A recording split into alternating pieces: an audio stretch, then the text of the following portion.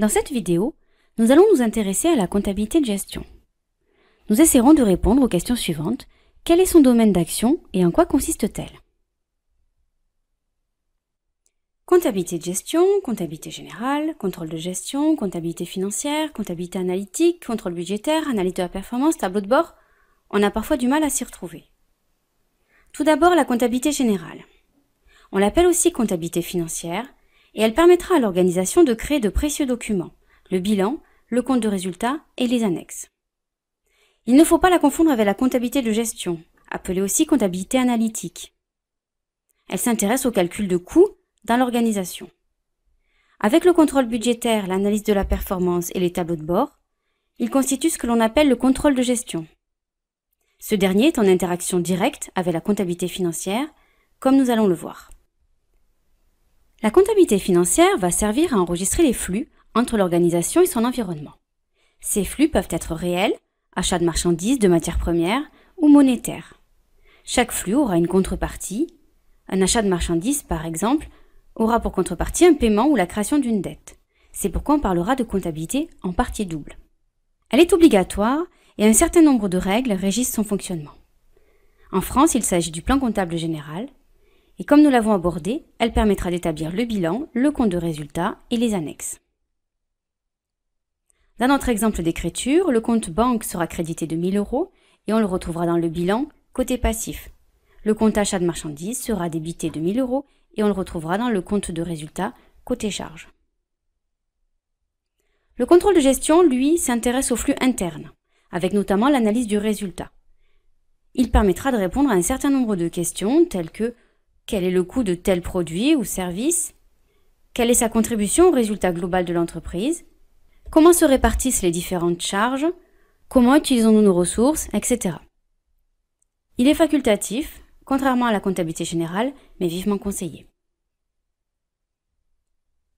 Le contrôle de gestion repose sur les différentes informations collectées au sein de l'entreprise, et notamment sur les données fournies par la comptabilité financière. La principale source d'information sera le compte de résultat. Il reprend en effet les produits et les charges de la période étudiée et leur différence permettra de définir le résultat de l'organisation, bénéfice ou perte. Par exemple, le poste de salaire charge contiendra des informations à prendre en compte dans les coûts. Mais le contrôle de gestion fournit aussi des données à la comptabilité financière. On en aura besoin pour établir notamment le bilan. Le contrôle de gestion permettra en effet la valorisation des stocks, par exemple. Le contrôle de gestion n'est pas une discipline normative. Il n'y a pas de loi, pas de règles, pas de normes. Les outils du contrôle de gestion ont été mis au point par des managers en raison de la forte pression concurrentielle.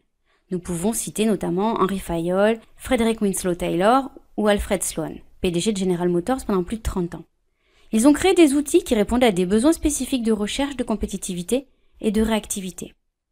Nous sommes ici dans une problématique de l'action. Il nous faut des informations pour pouvoir prendre des décisions. Mais nous avons beaucoup trop d'informations. Besoin de les trouver, de les trier, de les organiser pour avoir une vision, une représentation du réel, pour pouvoir prendre des décisions. Si je veux augmenter ma production de 20%, quels seront mes besoins en matières premières? J'ai besoin de connaître la part des matières premières dans le coût de mon produit.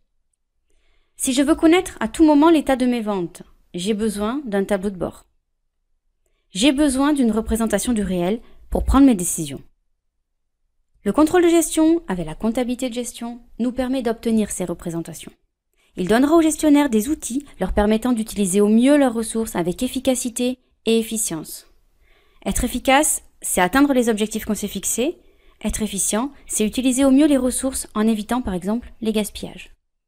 La comptabilité de gestion aborde une partie de ces outils, ceux qui concernent les calculs de coûts. Le contrôle budgétaire, l'analyse de la performance et les tableaux de bord constituent, eux, une autre dimension du contrôle de gestion qui ne sera pas étudiée dans ce MOOC. J'espère que cette petite présentation vous aura donné envie d'en savoir plus.